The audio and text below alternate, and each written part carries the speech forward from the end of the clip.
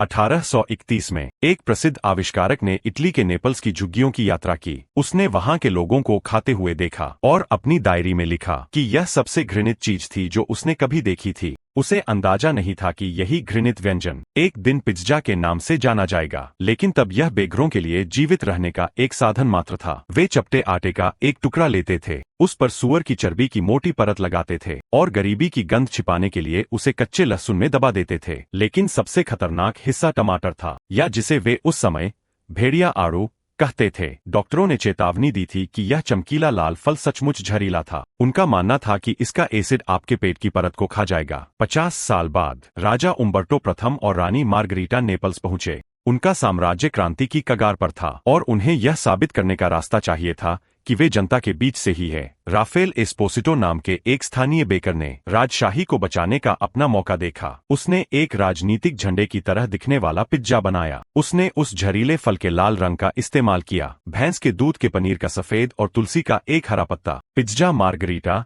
का जन्म हुआ। रानी प्रभावित हुई, लेकिन बाकी दुनिया ने अभी भी मुंह फेरे रखा। 1943 तक हजारों अमेरिकी सैनिक भूख से मर रहे थे। नेपल्स के एक भीषण आक्रमण के बीच में मलबे में फंसे उन्हें लकड़ी से जलने वाले ओवन मिले। पहली बार पश्चिमी सैनिकों ने ऐसा भोजन चखा जो गर्म था, तेज और जिसकी कीमत सिर्फ कुछ सेंट थी। जब वे सैनिक घर वापस गए, वे अपने साथ इसकी रेसिपी ले गए। उन्होंने पेपरोनी पिज़्ज़ा बनाने के लिए तीखी पेपरोनी जोड़ी। 1950 तक उन्होंने फ्रोजन पिज़्ज़ा का आविष्कार कर लिया। अमेरिका ने एक घातक स्ट्रीट स्नैक को $150 बिलियन के वैश्विक साम्राज्य में बदल दिया। लेकिन एक समस्या थी, दुनिया भूल चुकी थी कि पिज़्ज़ा वास्तव में कहां से आया था। इसे कारखानों में बड़े पैमाने पर बनाया जा रहा था और अमेरिकी फास्ट फूड के रूप में लेबल किया जा रहा था। इससे इटालियन लोग आग बूला हो गए। अपने गौरव को वापस पाने के लिए उन्होंने नेपल्स पिज़्ज़ा एसोसिएशन बनाया। 1984 में उन्होंने 3 सख्त कानून लागू किए। आटा इंसानी हाथों से ही गूंथा जाना चाहिए, आंच असली लकड़ी से आनी चाहिए और पिज़्ज़ा कभी भी 35 सेंटीमीटर से ज्यादा चौड़ा नहीं हो सकता।